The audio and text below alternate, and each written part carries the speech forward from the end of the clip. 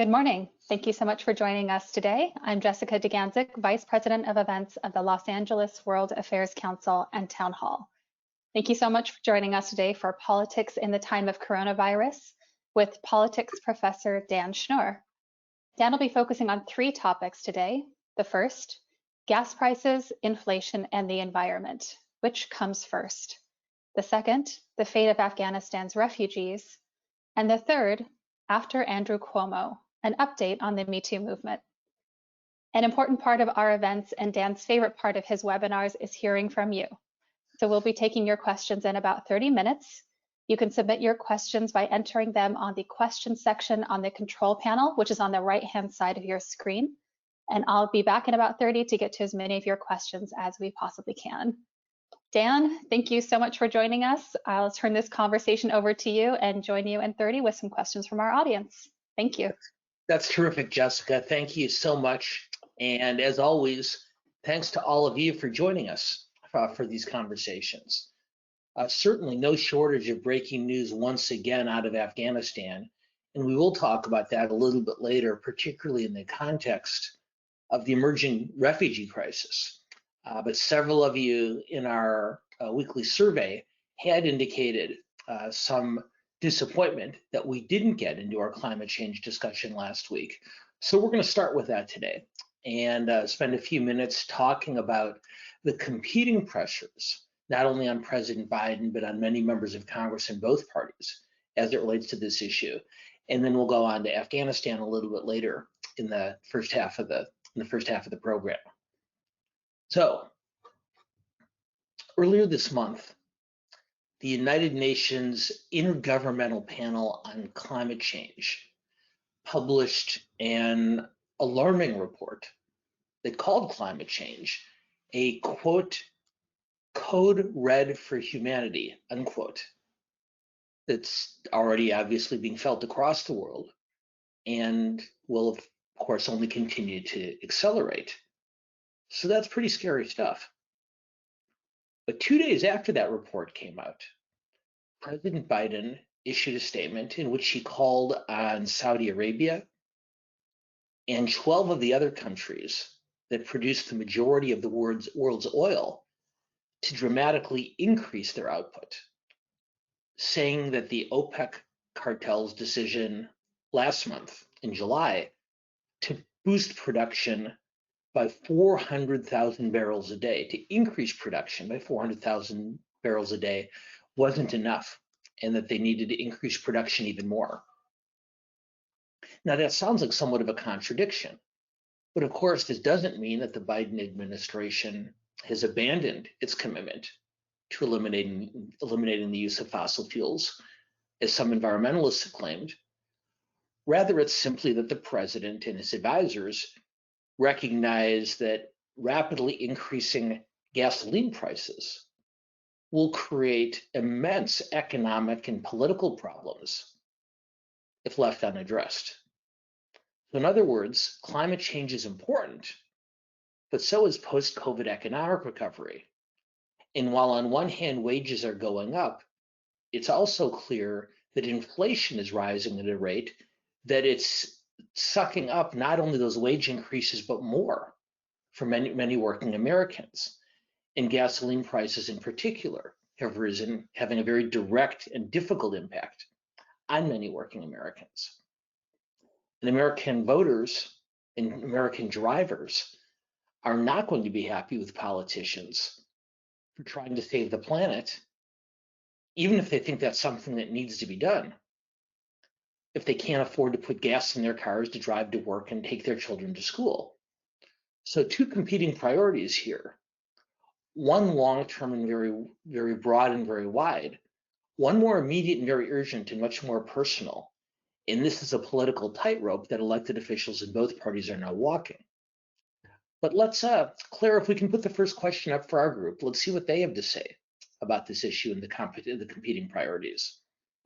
This one's a pretty straightforward question for all of you. Which issue is more important to you? Is it fighting climate change and working toward enhanced environmental protection?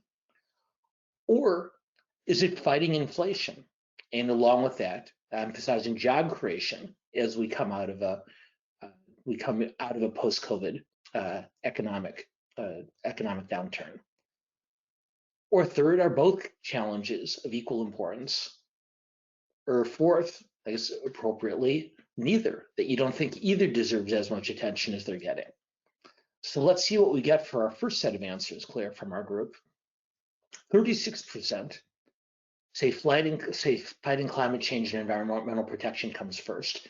And that's almost 3 times the number who prioritize fighting inflation and job creation. Now, 49%, roughly half of you, said both, not surprisingly. And 1%, there's a few of you out there that don't think either issue deserves as much attention as it's getting. So that's interesting.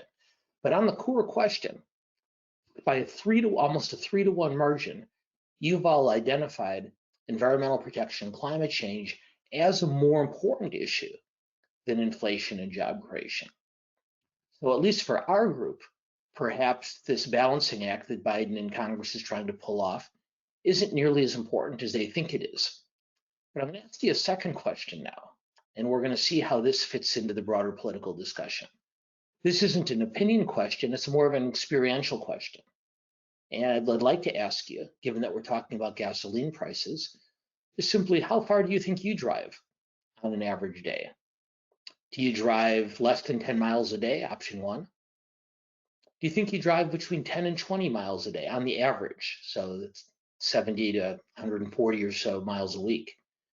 Do you drive 20 or 30 miles a day, a little bit longer? Or do you drive more than 30 miles a day, more than 200 miles a week? Or fifth and finally, you simply don't drive. Let's see what we got for this question, Claire, because I think it's going to inform the answers to our first question. This is really interesting. Look at this. 67%, 2/3 of our group drives 0 to 10 miles a day.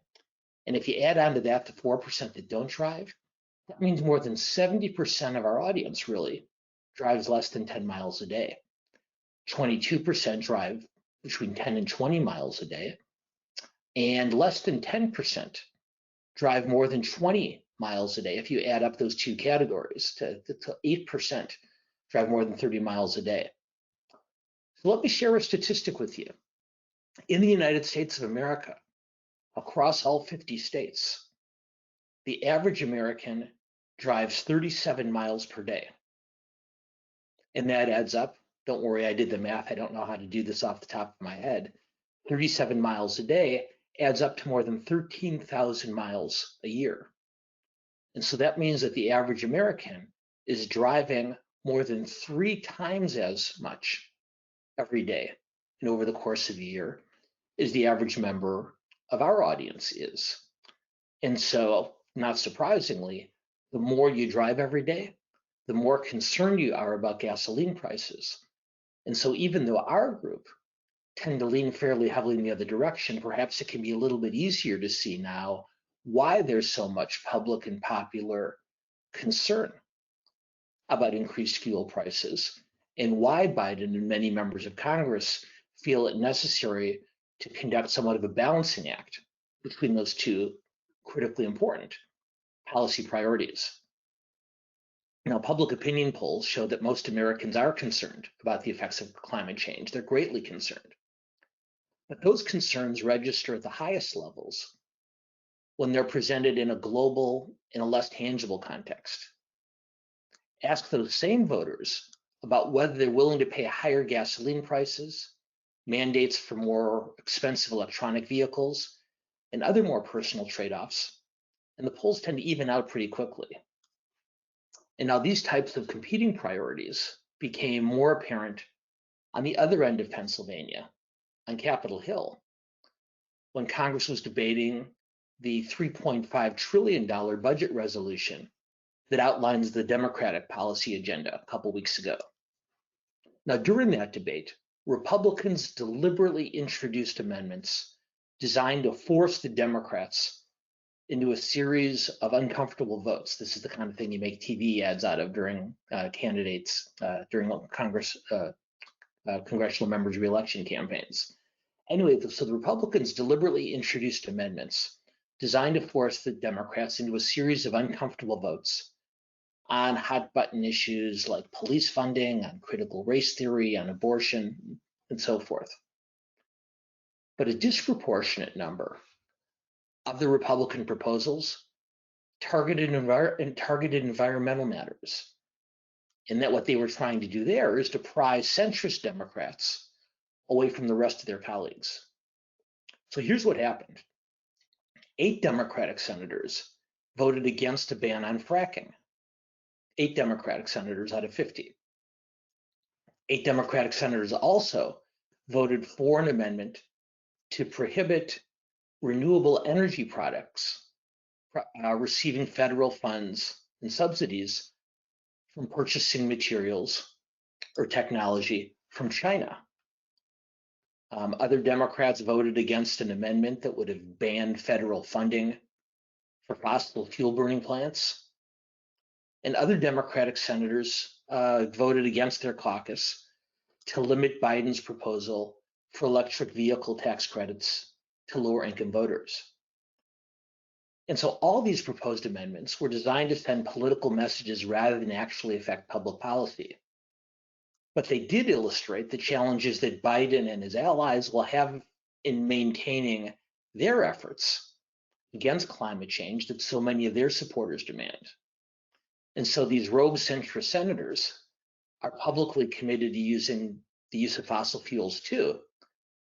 But they also recognize that their constituents are facing economic pressures and other policy imperatives like higher gas prices. So you can see the competing priorities here. American voters know that climate change is important, but it's not the only issue that matters to them.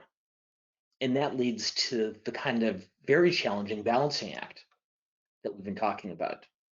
So as the fight goes forward in Congress over Biden's broader proposal, pay particular attention to the climate change measures, because for those centrist Democrats, this isn't as easy a vote as it seems. Okay, let's move on. And we're going to talk once again about Afghanistan. And normally we don't like to talk about the same topic more than a week at a time. But this is such an important and such a rapidly changing story that we felt it was important to come back and talk about it a little bit further today. But today, we're going to approach it from a slightly different perspective than we did last week. Last week, as many of you may remember, we talked a lot about the decision to leave Afghanistan and about the way in which that decision was implemented. But while that political debate continues, there's a real-world crisis developing in that country. And while most of the news media coverage is focused on the efforts by the United States and our allies to remove our own citizens from harm's way, the numbers of Afghani men, women, and children who are frantically trying to leave has gotten much less attention. So 2 big news items today to keep an eye on. The first, today is Biden's deadline to decide on whether US troops should extend their stay in Afghanistan beyond the current August 31st deadline in order to make sure more people get out, both Americans and Afghanis. And just before we came on the air, it was reported that Biden has decided not to extend the deadline because he believes that all of those evacuations can take place by a week from today. And that's going to be a very controversial decision, not just here in the US, where leading members of Congress of both parties have been very critical about the president's decision not to extend the deadline. But it's going to cause real challenges internationally too, because the other news story today, as most of you know, is President Biden is meeting virtually with the other members of the G7, the Group of 7 economic club that gathers on a periodic basis to talk about issues of mutual concern to them. Today's topic, primary topic, is to discuss a policy for refugee resettlement going forward. And Boris Johnson, Britain's leader, has already made it very clear he doesn't think that enough evacuees can be moved out of Afghanistan by the 31st. So that meeting's going to have some fireworks. Let's go through some numbers, though, when we talk about this refugee crisis, just to try to put it in some type of perspective. So when the Taliban took control last week, there were between 10,000 and 15,000 Americans in Afghanistan. And President Biden made it clear that the Americans living there, were the military's top priority for evacuation. Now, Biden has also said he wants to help what he estimates, or what his administration estimates, is between what they feel is between 50 and 65,000 Afghani citizens who'd worked with or for the United States or other Western interests in Afghanistan over the last 20 years, whose lives are now clearly in danger if they stay in that country. But other estimates put the number of those workers not at 50 to 60,000, like the Biden administration says, but other estimates put that number as high as 250 to 300,000 Afghanis who somehow or other help the US or NATO or other Western nations and face our real peril should they stay in Afghanistan. Now add in the immediate families of those individuals, and the numbers swell to more than 500,000 potential evacuees, and that's according to the International Rescue Committee. That includes women, it includes ethnic and religious minorities, and it also includes those who've worked in professions seen as objectionable by the Taliban, whether journalism or human rights work, that sort of thing.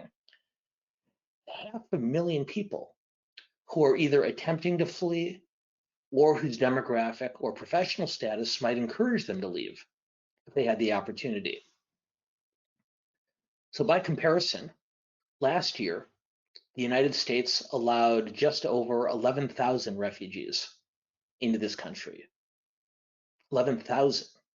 Now, admittedly, that was an unusually low number given policy changes under the Trump administration. But these numbers of refugee acceptances have been trending downward in our country for a long, long time. When Congress passed expanded refugee legislation back in 1980, which allowed limits to be set by the president at much higher numbers, and incidentally, that was a bill sponsored in 1980 by young Senator Joe Biden. The cap instituted that year, just over 40 years ago, was to allow in roughly 230,000 refugees in 1980.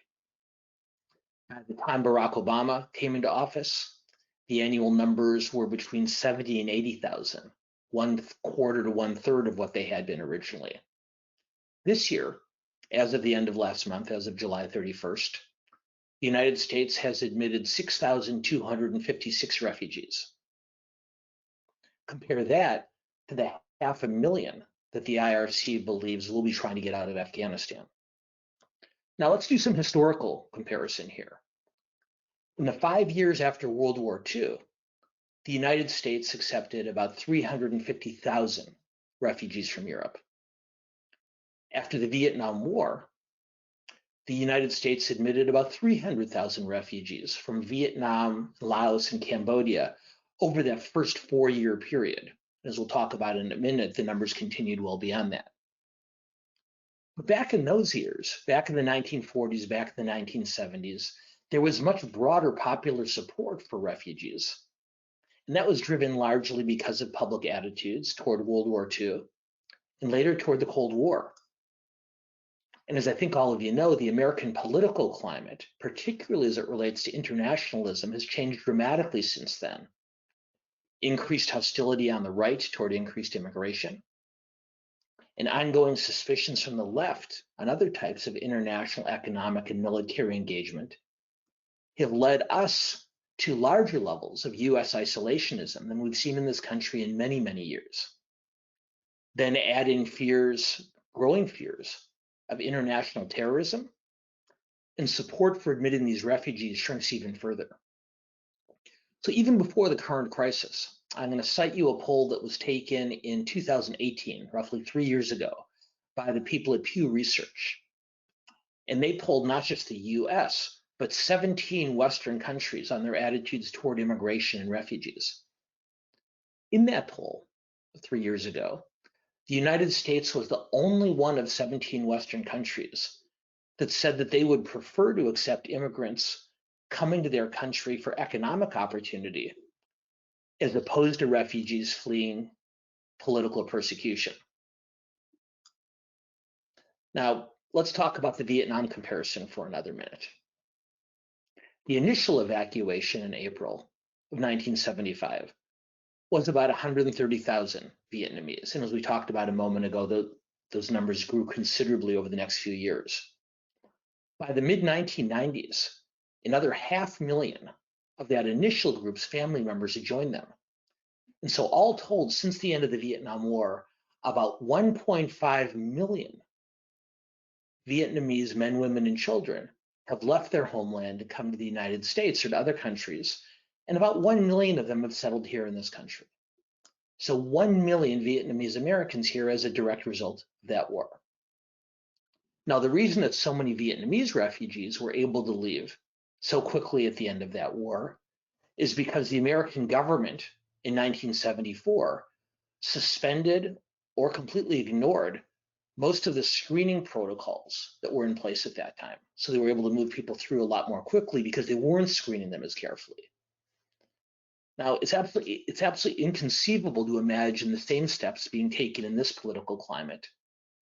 In fact, Biden and his staff have been emphasizing the extensive clearance process that Afghan refugees must undergo before they're relocated. There is a very lengthy multi-step process for applicants to apply for visas to the US. They have to meet certain employment qualifications, and as part of that, provide supporting documents, including proof of past employment, letters of recommendation, and evidence of Afghan nationality.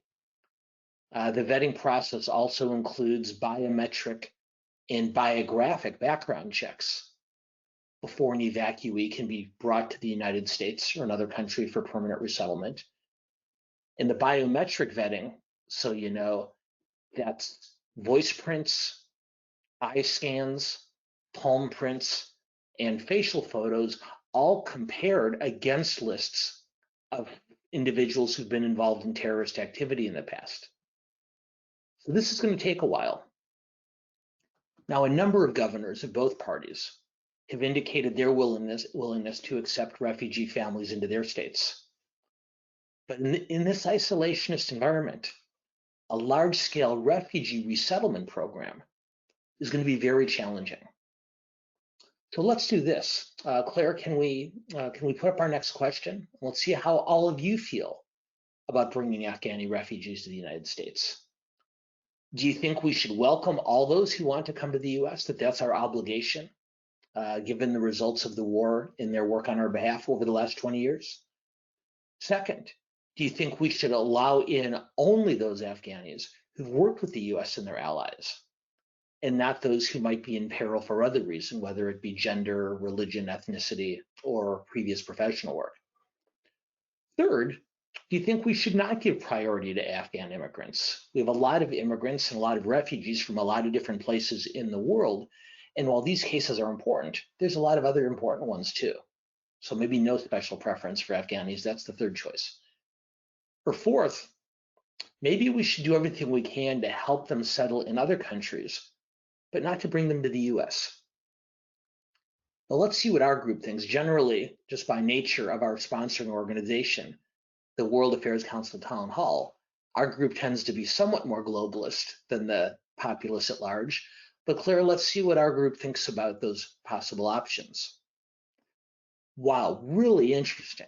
I have to tell you, I'm somewhat surprised by these answers. 27%, only a quarter, say that we should welcome all refugees who want to come to the US. 63%, almost 2/3, say we should only allow those in who worked with or for the United States and our allies, which means about 2/3 of us are saying we should not make those kind of efforts on behalf of women, religious or ethnic minorities, and others who might be persecuted by the Taliban. And combined, 10% say that we shouldn't give Afghani refugees priority or shouldn't allow them in at all. So very interesting set of numbers there. And I'll admit some of the more surprising poll results I've seen in some time. Now, the United States is not the only potential challenge to a large-scale refugee relocation effort. Europe's last experience with resettling refugees is a lot more recent than ours. Theirs goes back to just 2015, 6 years ago, when the Syrian civil war caused over 1 million Syrian refugees to come from that country to Europe. Now, as many of you remember, that led to the emergence of very virulent anti-immigrant movements across the European continent, most of which have definitely not subsided, and if anything, have grown stronger. How strong? Well, just a few weeks ago, even as the Taliban were advancing on Kabul and Kandahar, 6 European Union nations called for the deportation of all Afghan refugees who'd already come to the continent. They pointed to the health and security and economic strains that previous waves of refugees have caused over the last 5 or 6 years, and they said that their country simply couldn't handle the additional load. Now, they agreed to hold off on pushing for forced returns of these refugees under the current circumstances, given the Taliban takeover, but only temporarily. And the political debate among EU countries has gone back and forth between compassion for the fate of ordinary Afghans and fear of the potential political consequences at home. So last week, French President Macron gave a speech in which he talked about this issue. And he talked about both the need to, quote, protect those who are in the greatest danger, unquote, but also to, quote, protect ourselves against large migratory flows, unquote. That doesn't sound like a continent that's ready for much more.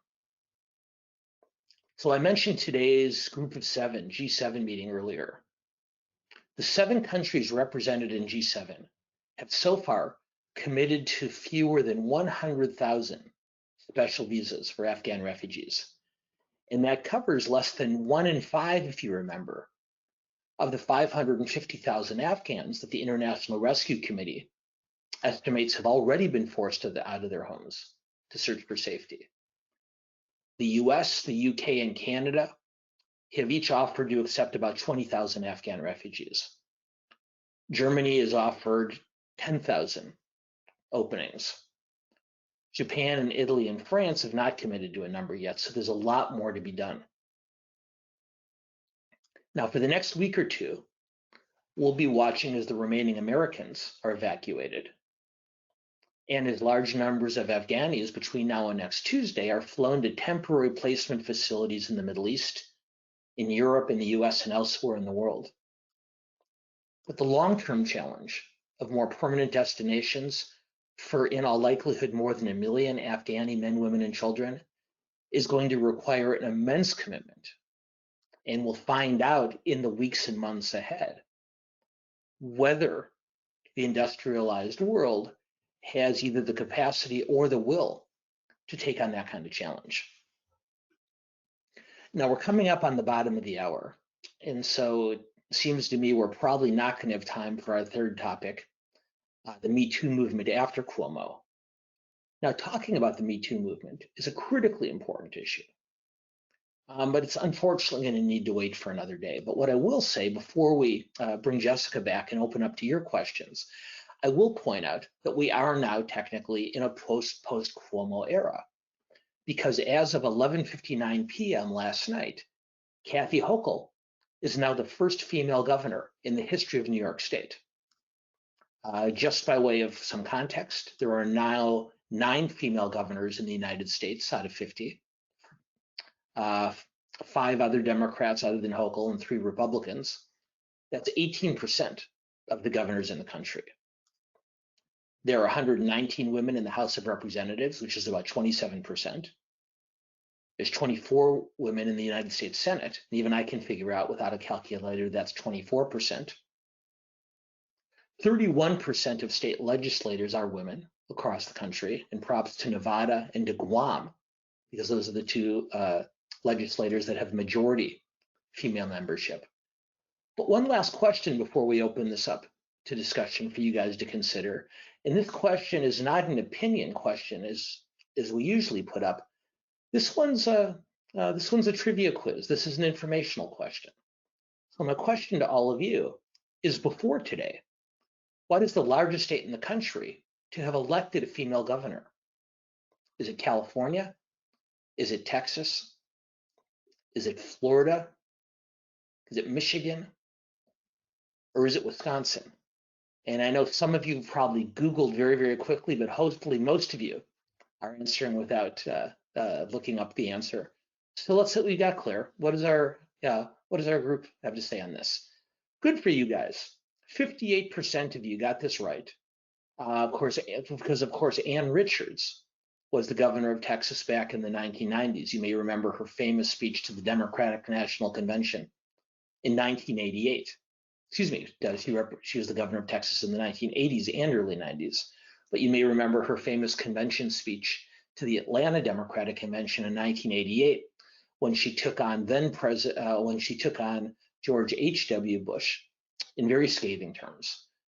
37% of you were close, because of course the state of Michigan currently has a female governor, Gretchen Whitmer, which the state of Texas does not. Nobody thought that Florida has ever had a female governor. Only 4% of you picked my home state of Wisconsin, and 1% of you might be looking ahead to the future, because of course California has not yet had a female governor. This is obviously a quick discussion about women in leadership roles, not about the progress of the Metoo movement and the fight against sexual misconduct in the workplace and elsewhere. But this is a critically important topic, and we will give it the attention it deserves in a future webinar. But for now, Jessica, if you're still around, maybe you can come back on and we can go to our audience questions. What do you think? Yep, happy to do so. But before we launch into the Q&A session, I just wanted to thank our viewers for your continued support. The recent impact of the Delta variant has impeded our plans to begin resuming in-person events, which of course provided us with income to cover our expenses. So it is uncertain when we'll be able to resume our in-person events at this time. So if you are able to, we would love you to become a member or make a donation so that we can bridge the gap through this challenging time.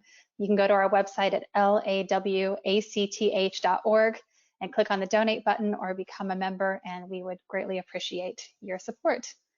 Now to our questions. We have a lot coming in. Why aren't more people switching to electric powered vehicles? Well, electric powered vehicles are expensive. Many states and the federal government provide some subsidies that make them more affordable. And of course, over the period of your ownership of the vehicle, you'll more than make up that additional cost. But a lot of working class Americans simply can't afford to put that money down on the barrel right away or in short order, even if they know that they'd realize some economic benefits going forward. The other challenge, and this is something that Biden is hoping to address in his infrastructure legislation, is many people are nervous about getting electric vehicles because of what they worry are an insufficient number of charging stations. And so if you're driving more than a few miles each day, particularly in lesser populated areas, the idea of either getting stuck out there without a charge or having to devote a much larger amount of time for the charging than it would take for you to fill your gas tank has had a discouraging effect. So some of it's cost and some of it's convenience. And as technology advances, I suspect that both of those concerns will be addressed. But at least right now, a lot of Americans, for those two reasons, have been somewhat hesitant to take the leap. Have you also been hearing that it's been difficult to get chips for vehicles, that people are trying to go in and get repairs, but some of the computerized elements of their vehicles are not available, so they're not able to get those repairs done? Well, that's exactly right, Jessica, although it's even a broader concern, not just for electric vehicles, but one of the sectors that's been most hit by inflation has been both the used and new car industries because of the difficulty of getting those chips. So it's not unique to electric vehicles, but it is a primary root cause for the inflation we're experiencing. Thank you. A recent study found that a 10% increase in gasoline prices would decrease gas consumption by 4.3%, or roughly 37 gallons per household per year. Is this enough to cut down on auto emissions? What else can be done? Well, a lot else can be done, but let's take that one step. That if you were to increase gasoline prices, the questioner is exactly right. It would lead to much less gas usage. That said, going back to the point we were discussing at the beginning of the show, there would be, I think, fairly severe political consequences for an elected official who publicly advocated for higher gasoline prices. Because I think a lot of consumers, particularly those who drive longer distances each day, would resent the fact that they would be paying much more out of their weekly paychecks in order to pay for gasoline. And what I've heard representatives of some outlying areas say is, we're concerned about climate change too, but why are you trying to do this on our backs? So there's no question that more aggressive actions needs to be taken. But as we talked about at the beginning of today's webinar, there is a political balance to be achieved because so many voters would suffer a relevant and notable economic impact if gasoline prices were to be raised in the way that the questioner has referenced. One of our audience members says, I live in Richmond, Virginia, and am trying to buy an electric car. There are none on the lots of Nissan and Toyota dealerships. And we tried to look for a new car as well, and everything is 6 to 9 months out. So that's making it difficult too. And that is more of a temporary phenomena. And that goes back to the point that you were making, Jessica, which is the incredible shortage of computer chips that we're seeing in a post-COVID challenge as it relates to supply chains. International shipping is moving much, much more slowly than it had before the shutdown. And we're seeing epic backups of ships in ports, of goods sitting in ports or in storage, because the transportation and logistical capabilities just aren't there again yet.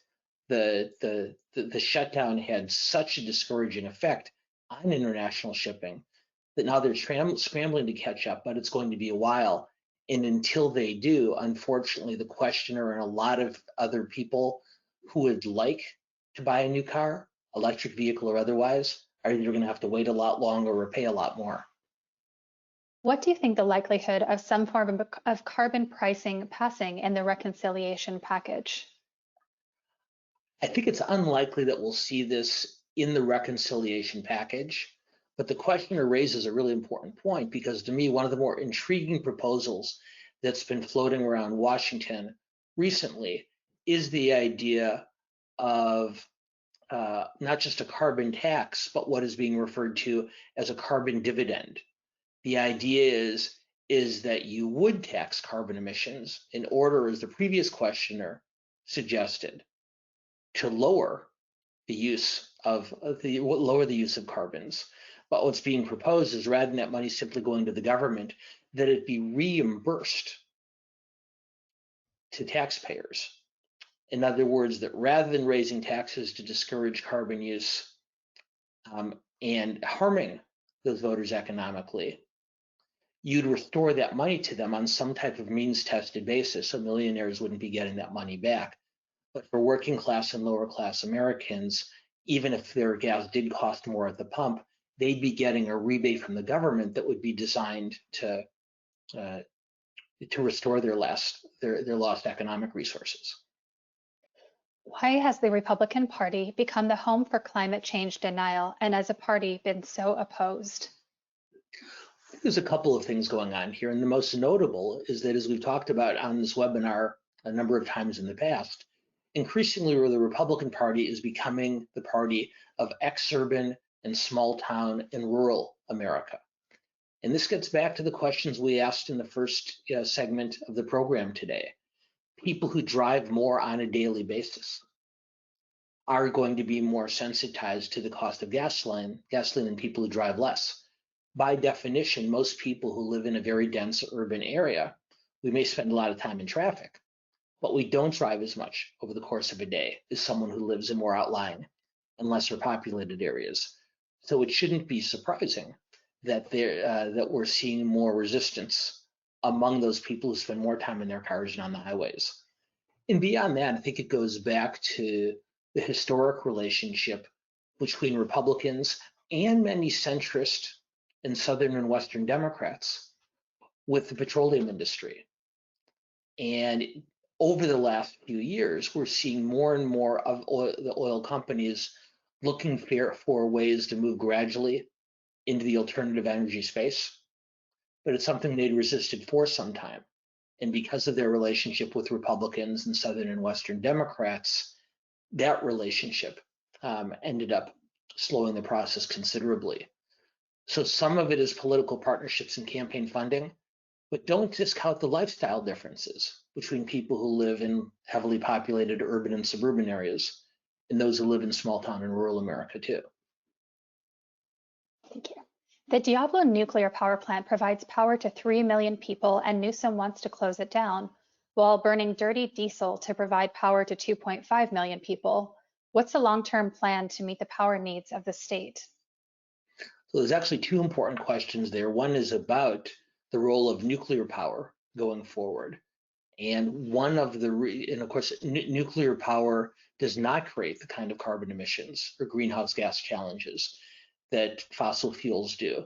But nuclear power also carries with it a lot of very difficult memories and therefore a lot of hesitation for a large number of Americans. We remember 3 Mile Island. We've seen tragedies in Russia and more recently in Japan when a nuclear accident caused horrific damage. But there are a lot of very ardent environmentalists who are arguing that if nuclear power is handled in a safe and careful way, that it can be part of a solution to the climate change crisis. And in fact, many other countries, including Western European countries, are using nuclear power as an integral part of their strategy going forward. The US is still much more reluctant to do so, and I don't see that changing anytime in the immediate future. And so what that will do, ironically enough, is probably delay our transition from fossil fuels to alternative energies and new technologies. But it is pretty clear going forward from both leading Democrats and many leading Republicans that that's where we're headed. And as alternative energies, whether it's electric vehicles, whether it's solar and wind power, whether it's biofuels, whether it's hydropower, our energy usage is moving in that direction. The challenge is how quickly to move without causing undue stress or possible harm to people who rely on that energy. This didn't get a lot of attention, but given that California is about to face real energy challenges heading into the wildfire season, Governor Newsom has signed off on permits for, I believe it's 5 new diesel facilities in California. Now, Newsom is an ardent environmentalist, but he also wants to make sure we keep the lights on. So once again, the question is not whether we move from fossil fuels to alternative energies, but how quickly. In light of the number of people who are driving electric cars, shouldn't we find a way to tax them for their use of the roads in addition to the gas taxes paid by non-electric car drivers? And that is something that's being talked about both in Washington and in Sacramento, as well as other state capitals, is that originally the thought is that if you drove an electric vehicle or even a hybrid, one of the benefits is that you would pay less in gasoline taxes. But given the critical need to improve our states and nations' infrastructure, the thinking on that has largely changed. And so instead of providing an economic incentive for someone who uses an electric vehicle, what's being talked about now is replacing the gasoline tax with a per mile driving fee that would obviously impact electric vehicle owners to the same degree as those who drove traditional gasoline fueled vehicles. In addition to the economic debate, which is taking place, in addition to the environmental debate that's taking place, because a lot of people think we should continue to provide that economic incentive for those who drive low or no carbon vehicles. There's also questions of privacy involved, because the means for monitoring how many miles a car has driven over the course of a period of time requires some type of surveillance technology that makes many people uncomfortable.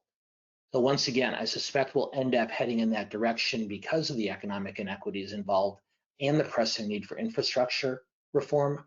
But the legislative fights, both in state capitals and Washington on this one, are just going to be brutal. Will the Democrats lose control as a result of Biden's mishandling of the Afghan evacuation? I don't think so.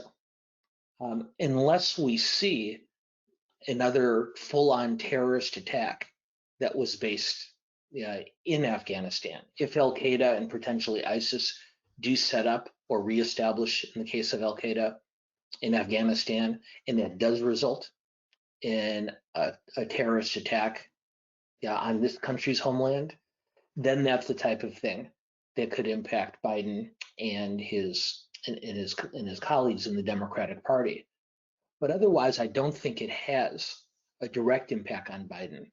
The challenge for the president and for Democrats in Congress is not that people will vote against Democrats next year because of Afghanistan, but as we talked about last week, one of Biden's major selling points, both as a candidate and in his first months of president, was an impression of competency, someone who knew how government worked, in a very strong, explicit contrast that he drew with Donald Trump. And also, part of his presentation was someone who understood the importance of the US role in the world.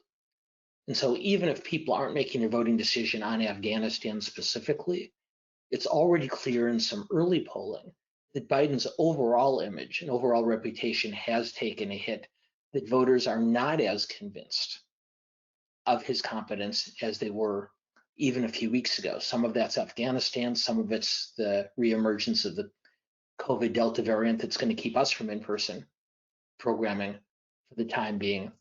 But I believe it's more of an indirect effect than a direct one, of course, barring another terrorist-fueled tragedy. What is the impact of the Taliban having access to our biometrics database? This is a largely overlooked issue, and it's one that I didn't mention earlier today and probably should have, but it's an incredibly important one, so I give kudos to the questioner for raising it. When the US left Afghanistan in such a hurry, you've probably seen stories about how embassy workers were furiously working to burn and destroy documents that contain confidential information that could provide the Taliban with an ability to access US Afghanis who worked for the United States and other Western powers over the last 20 years, as well as possible intelligence about US diplomatic and military capabilities. Well, they weren't able to destroy all that information. And what's now being reported of even greater concern is beyond the information at US military and diplomatic facilities that was not destroyed, that there are countless private businesses and contractors that maintain some of that biometric information. Very little, if any of that, was destroyed, and that too will be available to the Taliban.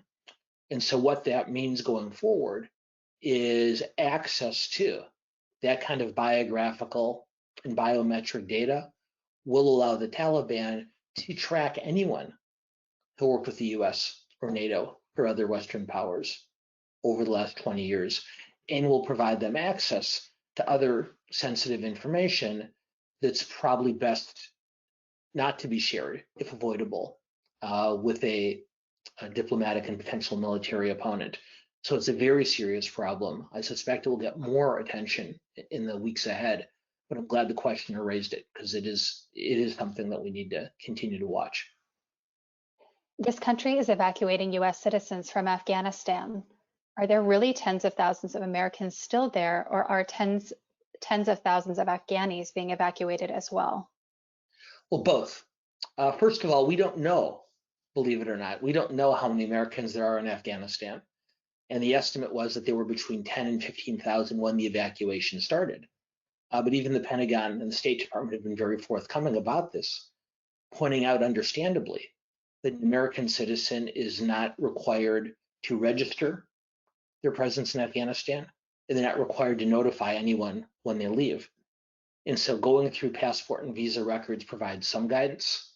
But at this point, it appears that the State Department has mobilized this remarkable worldwide effort, asking diplomats at embassies all over the world to be phoning their own contacts in Afghanistan if they spent time there at some point over the last 20 years, trying to reach them phone call by phone call, email by email, in order to find ways to evacuate them. But it does appear that beyond that 10 to 15,000 number of Americans, that, as I was saying earlier, there is a much, much larger number of Afghanis, either who worked with the US or other Western governments over the last 20 years, or who, for other reasons, face likely, if not almost certain, persecution from the Taliban. So it's fairly clear that maybe every single American in Afghanistan may not be gone by next Tuesday, but almost all of them will. Given the way the pace of the evacuations has accelerated just in the last few days, it appears that that will happen. But by next Tuesday, there will be hundreds of thousands of Afghanis still there who will not be able to get out unless the president changes his mind, decides to risk a potential conflict with the Taliban, and extend that deadline beyond August 31st in order to continue the evacuations. It's been reported that the CIA director met with the leader of the Taliban last Monday. What, if any, impact do you think that meeting had on Biden's decision to hold to the August 31st deadline? It was a very smart question. William Burns, the CIA director, who's by far the most experienced diplomat in the Biden administration, met personally, it was reported just last night in the Washington Post, met personally with the head of the Taliban in Afghanistan. And I have to believe that Director Burns did ask the Taliban if they would be willing to extend that August 31st deadline. And I have to believe that given what Taliban spokespersons have said publicly about why they don't think why they don't want that to happen, I have to believe that the message delivered to Burns privately was even more emphatic. Because frankly, I can't believe that the president would have made this decision unless he was convinced that US troops would be in horrific, horrible danger by staying beyond the end of the month. And it's my guess, and it is only a guess, that that information came from the meeting Burns had with the Taliban leadership. That said, it's Biden's decision today. The domestic and international pressure on him to continue these airlifts beyond the 31st is going to be extraordinary. And one of the very, very, very difficult decisions that this president is going to have to make is whether to risk potential violence from the Taliban in order to continue evacuating those who want to get out. And that debate will rage over the next 7 days and probably well beyond. We had several people asking about why some of the Afghan refugees can't be resettled into some of the Muslim countries that are in the area or some of our Middle East allies. So has that come up? Have you heard anything about that? It has. And in fact, many of the staging areas are located within the borders of our Gulf state allies. So when someone is flown out of Afghanistan, they're not flown directly to the United States or to Europe. The overwhelming, at least not most of them, the overwhelming majority are sent to Qatar, to Kuwait, to United Arab Emirates, to allies in that region. But that's a temporary solution and not a permanent solution. It is very unlikely that those Gulf states are going to accept more than a relatively small number of refugees into their countries. And the nations bordering Afghanistan, even more strongly, are not interested in taking on these refugees. Pakistan, after harboring the Taliban fairly regularly for the last 20 some years, is now concerned about a refugee inflow over the border into Afghanistan, out of Afghanistan into Pakistan, that would increase the Taliban presence in Pakistan and perhaps create a threat to that government.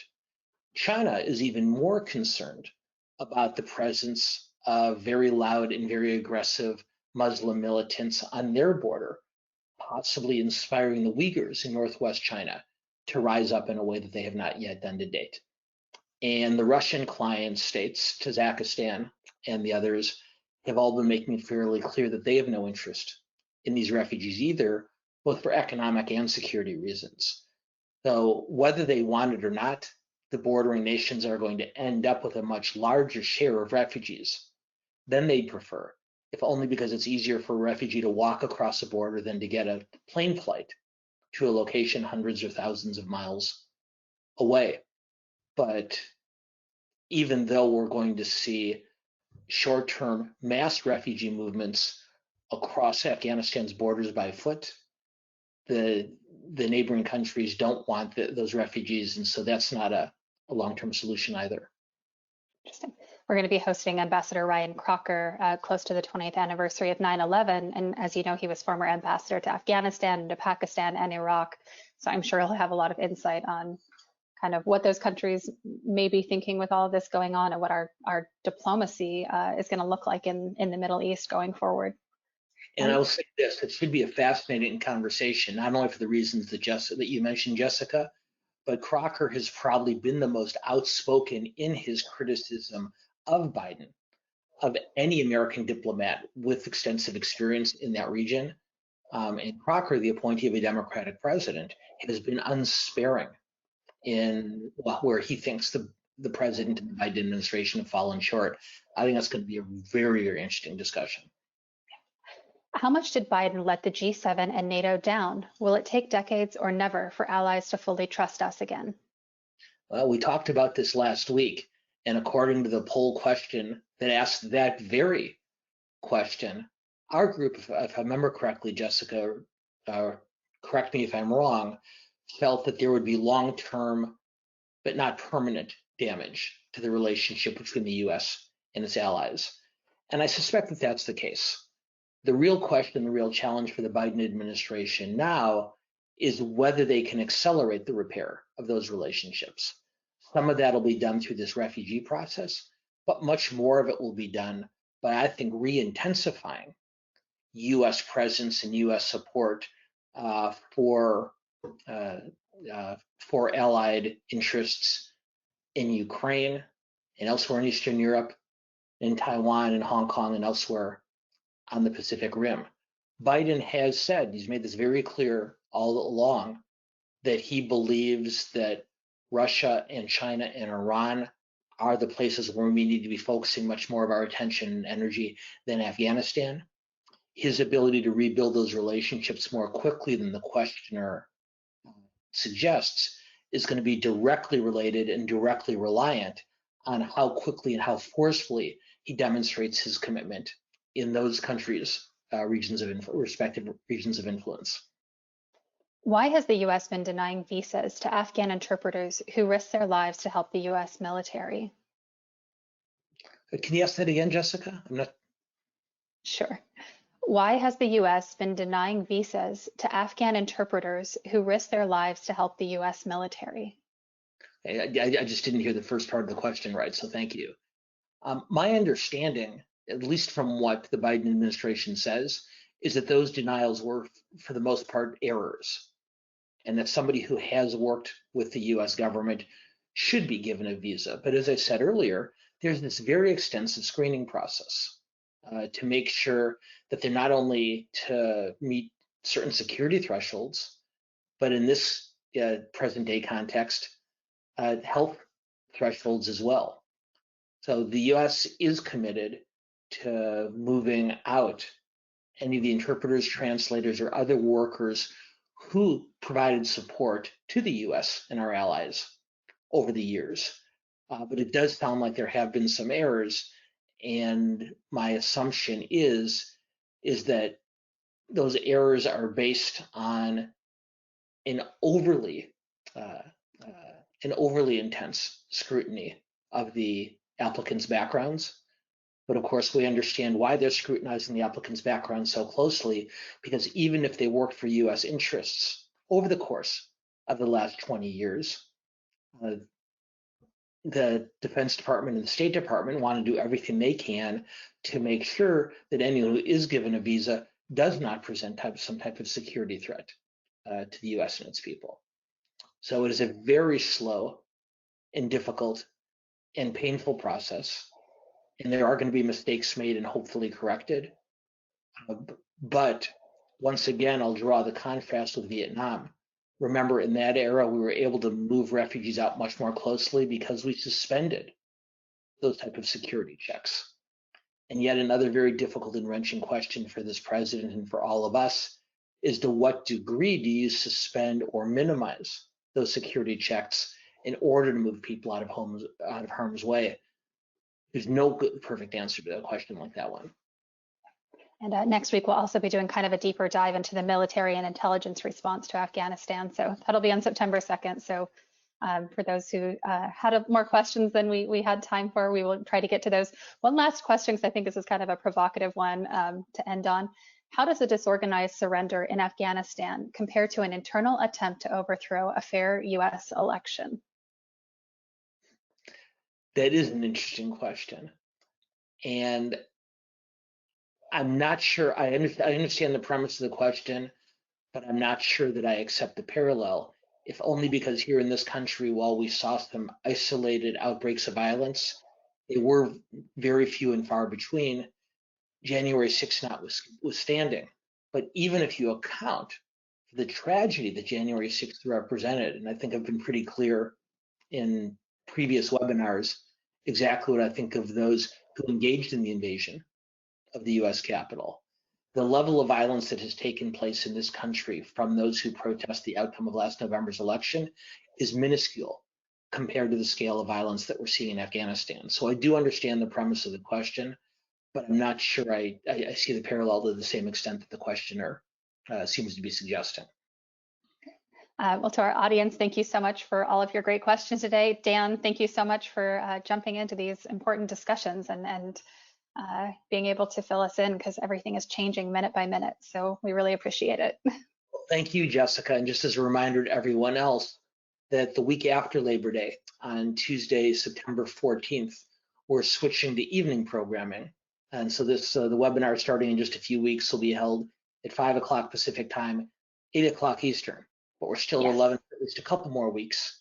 And so we hope you'll be with us either way. Thanks again to everyone for joining us today. Thank you. Tomorrow we'll be hosting a conversation with Reed Schuler. He is the Senior Advisor to Special Presidential Envoy for Climate, John Kerry. And as I mentioned, we'll also be hosting 2 events in the coming weeks looking at different aspects of the US withdrawal from Afghanistan. The first on September 2nd, looking at the military and intelligence community response, and that'll be with RAND's Michael Mazar. And then on September 13th, near the 20th anniversary of 9/11, a look at US diplomacy in the region with career Ambassador Ryan Crocker, who was ambassador to Afghanistan, Iraq, Pakistan, Syria, Kuwait, and Lebanon. If you'd like to support the Council and our programs like these, and to learn about our upcoming events and membership, please visit our website at lawacth.org.